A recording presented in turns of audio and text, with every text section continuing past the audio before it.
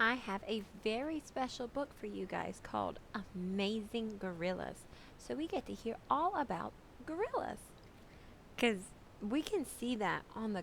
What part of the book is this? This is the cover. Yeah, we can see that on the cover that you have the face of a little gorilla and the title. The title is the what part of the story? The name is Amazing Gorillas. So we know that this story is going to be about gorillas. So let's see what we can learn about them. Gorillas live in families, like many people do. A gorilla family is called a group. In most groups, there are 2 or 3 mothers and their children. A group may have 1 or 2 young males. A young male gorilla is called a black back. Do you remember what a young male gorilla is called? A black back. Many groups also have an older male. When a male gorilla is about 12 years old, the fur on his back turns gray or silver. Then he's called a silverback. The silverback is often the father or grandfather of the babies in the group. Gorillas, they're like people in a very important way.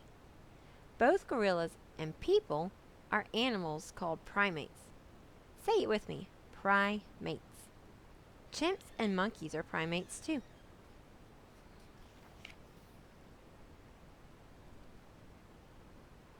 Every primate has a thumb and 4 fingers on each hand. The thumbs make it easy for a primate to pick up a leaf off of a twig and swing from branch or tickle a baby. All primates take care of their babies for a long time, until the babies are ready to live on their own. Most often, the gorilla mother has just 1 baby at a time. The baby hangs onto her fur of its mother's stomach. When it's a little bit older, it will ride on her mother's back.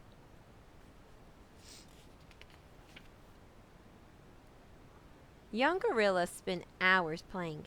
They chase each other, they climb trees, they swing on branches. The gorillas may stand on top of a fallen tree. And when the others try to push it off, young gorillas learn by playing with other gorillas. A young gorilla learns to make grunts. That means stop, don't do that. It learns to make soft grunts like a person burping. These sounds mean I'm hungry or everything is good. Oh, not I'm hungry, it means I'm happy, silly me. It learns to hit its chest and slap the leaves and tree trunks and scream. This means I am very strong. Watch out.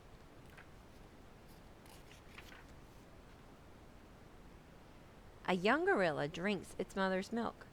Grown-up gorillas eat leaves and fruit, and sometimes insects or flowers. They hardly ever eat meat.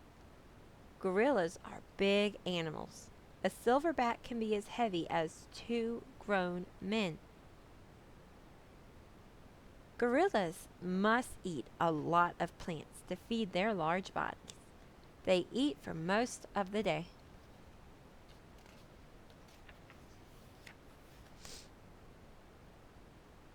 When gorillas are not eating, they rest.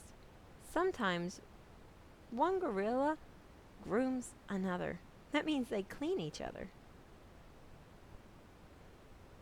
It uses its fingers to pick dirt or sometimes ticks and lice out of the other gorilla's hair. After they rest, the gorillas go for a walk to a new spot and eat some more. So why do they have to eat so much? What do you think? Because they're really big, aren't they? When it gets dark, gorillas build nests on the ground or in bushes or trees. They press down leaves and grass and make a soft pillow. Every night they build a new nest in a new spot.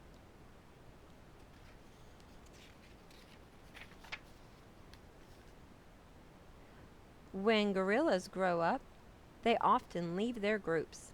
A female gorilla may find a new group or a new male to live with. A male gorilla lives alone or with other young males for a few years. Then he joins a new family group or finds some females to live with him. Some gorillas can live up to 40 years.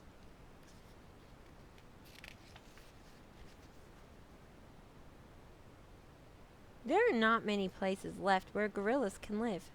They live in forests of Africa, where they have food to eat. But people chop down the trees, they sell the logs, and they use the land for farms or dig mines for metal. People also hunt gorillas. Many gorillas are endangered. If people do not help them, soon there will be none at all.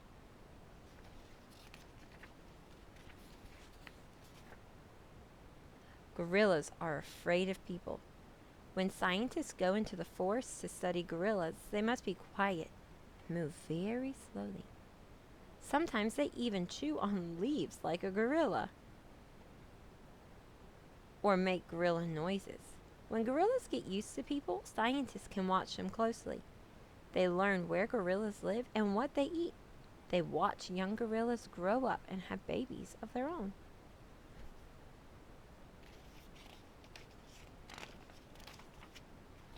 Scientists learn what gorillas need and how we can help them survive. We protect forests where gorillas live. We can make parks where gorillas are safe. We can help people find food so that they will not need to make forest land into farms or hunt gorillas to eat. Gorillas are primates, just like us, and they need our help to survive. So this story was all about what? Gorillas. So that means the main idea, what the story is mostly about, is gorillas. So you tell me, what's the main idea of this book? Gorillas. So is this make-believe or is this a real story?